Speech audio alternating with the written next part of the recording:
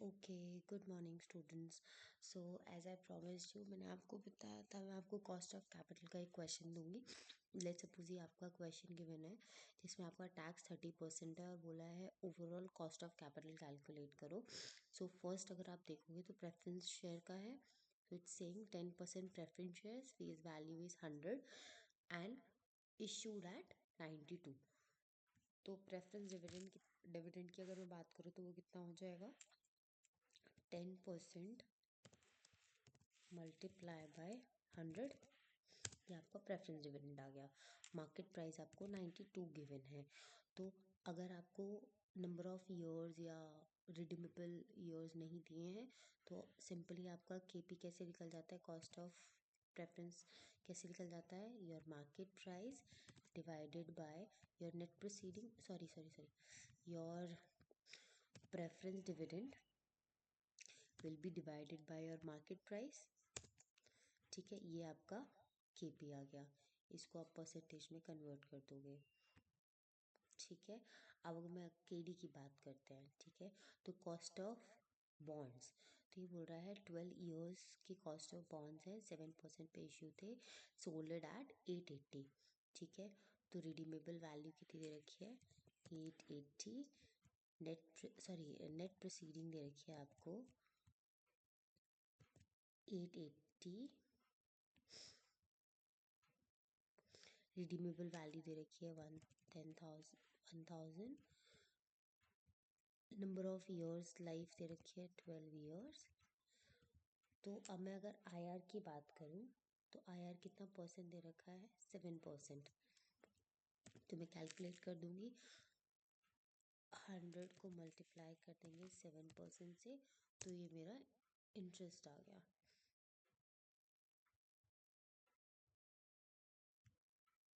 ठीक है, अब आपको ये वाला फॉर्मूला लगाना है कॉस्ट ऑफ डेब्ट का। अब देखो, कॉस्ट ऑफ डेब्ट में आप कोई भी फॉर्मूला लगा सकते हो। अगर यहाँ पे बोला है आफ्टर टैक्स कैलकुलेट करना है तो आप चाहो तो यहाँ पे भी 1 माइनस टैक्स का फॉर्मूला लगा सकते हो, और ना चाहो तो एट द एंड जब आप कॉस्ट ऑफ डेब्ट निकाल दोगे उसके बाद 1 माइनस टैक्स कर देना, कैसे भी कर देना, दोनों एक्सेप्टेबल होते हैं। बट द पॉइंट इज जो भी करोगी दिखा देना। जैसे मैंने क्या किया है, मैंने यहाँ पे टैक्स ना लेके मैंने यहाँ पे नीचे आफ्टर टैक्स किया है। ठीक है, तो लेट्स सपोज इसके सामने करते हैं। तो आपके लिए सिंपल क्या रहेगा कि पहले आप न्यूमिनेटर की वैल्यूज निकाल लो, फिर आप डिनोमिनेटर की। तो मैं पहले क्या करूँगी, मैं ये वाला पोर्शन कैलकुलेट कर लूँगी, redeemable value minus your net proceeding, और मैं इसको सिंपली डिवाइड कर लूँगी मेरे नंबर ऑफ ईयर्स की लाइफ से, ताकि मेरी कैलकुलेशन मिस्टेक ना हो। ठीक है, डिवाइडेड बाय 12। कर मैं इसको एक फॉर्मूले में भी सकती थी, लेकिन उसमें मिस्टेक होने के चांसेस ज़्यादा हो जाते हैं। फिर मैं इनका एवरेज ले लूँगी, divided by 2. So make sure that you are using your brackets in a correct way, ताकि आपका एक्सेल प्रॉपरली आपकी स्टेटमेंट और फॉर्मूला को रीड कर सके। ठीक है, मुझे इसका एक्सेल एवरेज लेना था तो मैंने दोनों को पहले ब्रैकेट में डाला है। अब इसका एवरेज आ गया। अब मैं कॉस्ट ऑफ डेब्ट का फॉर्मूला लगा दूंगी, तो के डी का फॉर्मूला क्या हो जाएगा, is equal to your I R plus your redeemable, ये आपका न्यूमिनेटर का जो हमने एवरेज निकाला था इसको हम ब्रैकेट में लेंगे, एंड देन हम इसको डिवाइड कर देंगे आपके एवरेज से। ये आ गया आपका। अब इसको आपको आफ्टर टैक्स लेना है, तो दिस मल्टीप्लाई 1 माइनस टैक्स, ये रहा आपका टैक्स। अच्छा देखो, मैंने मल्टीप्लाई का साइन नहीं लगाया तो इस तरीके से आ गया है, तो ये छोटी छोटी चीज़ों का ध्यान रखना। ठीक है, ये आपका के डी आफ्टर टैक्स आ गया, इसको मैं परसेंटेज में कन्वर्ट कर देती हूँ। कर दिया, okay. So what I do is, अब हम बात करते हैं कॉस्ट ऑफ इक्विटी की। तो कॉस्ट ऑफ इक्विटी के लिए क्या दे रखा है, अन इक्विटी शेयर ट्रेडिंग एट 150। तो मार्केट प्राइस आपका 150 दे रखा है, current market price, expected dividend. तो देखो आपको बोला हुआ है expected for the next year, तो 12%। अगर कह देते डिविडेंड पेड इतना है तो हम D1 निकाल लेते। ठीक है, ग्रोथ रेट आपका 6% आपको गिवन है, और उसने बोला है के ही कैलकुलेट करो। तो के का सबसे पहले फॉर्मूला मेंशन करो। के का फॉर्मूला क्या आपका होता है, D1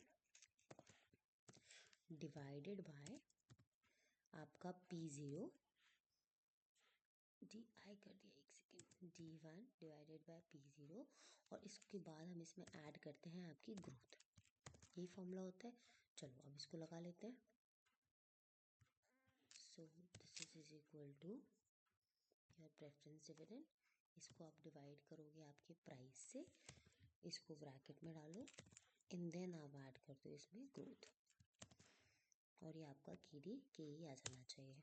ठीक है, 14% आ गया। अब इसको थोड़ा सा सुंदर बना दें।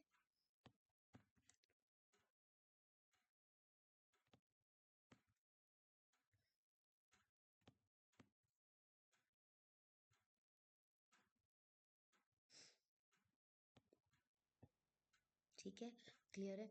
और भी ज़्यादा इसको क्लेरिफाई करने के लिए हम इसके जो मेन आंसर्स हैं ना, इनको हाईलाइट कर सकते हैं, बट ये सारा काम करना तुम एंड में, जब तुम्हारा सारा क्वेश्चन सॉल्व हो जाए, पता चले एक ही क्वेश्चन में तुम बहुत ज़्यादा टाइम लगा दे रहे हो। ठीक है, अब बात करते हैं इसकी फोर्थ पॉइंट की।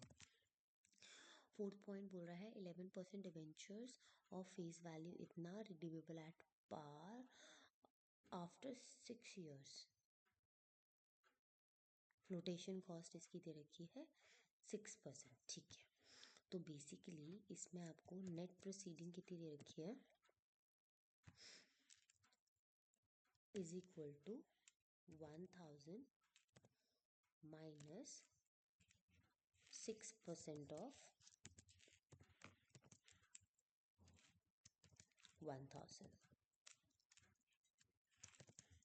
ठीक है, इसमें से फ्लोटेशन कॉस्ट माइनस कर देंगे, तो आपकी नेट प्रोसीडिंग आ गई। रिडीमेबल वैल्यू आपकी 1000 गिवन है। ठीक है, आपका IR कितना दे रखा है, इज इक्वल टू 11% ऑफ 1000। ये आपका IR हो गया। और कुछ मेंशन करना है, N number of years of life is 6 years। ठीक है, यही क्वेश्चन दिया है।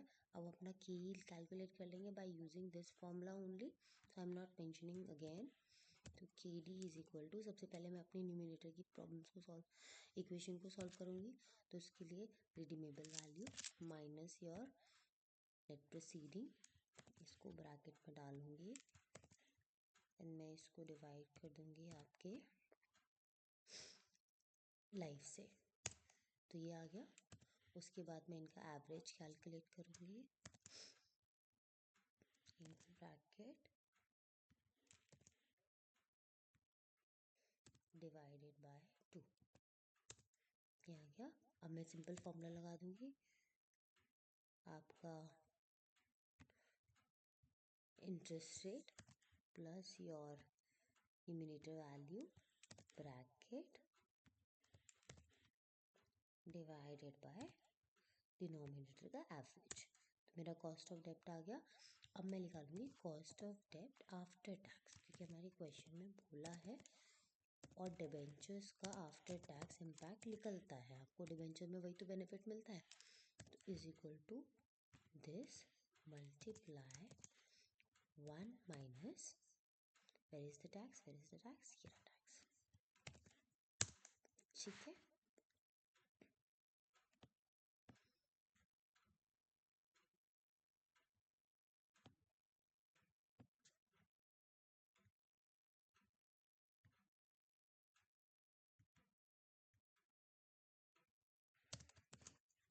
This is how you can calculate your cost. ठीक है, आपका मेन पोर्शन होता है कॉस्ट को कैलकुलेट करना। अगर आपको कैपिटल स्ट्रक्चरिंग की वैल्यूज़ भी गिवन होती और बोला जाता है कि ओवरऑल कॉस्ट ऑफ कैपिटल भी कैलकुलेट करो, तो आप सीधे उनकी वेट्स निकाल देते विद रिस्पेक्ट कि इक्विटी का कितना वेट आ रहा है, डेब्ट का कितना वेट आ रहा है, प्रेफरेंस का कितना वेट आ रहा है, और फिर उनसे आप मल्टीप्लाई कर देते आपकी जो कॉस्ट अभी आपने कैलकुलेट करी है। ठीक है, कि के डी की कितनी है, के ई की कितनी है, के डी कितनी, के बी, और फिर मल्टीप्लाई करके ऐड कर दोगे तो आपकी के ओ भी आ जाएगी। ठीक है, तो अगर क्वेश्चन में गिवन होती तो हम उसको इस तरीके से कर देते। I hope this video is useful for you. Okay, have a nice day guys.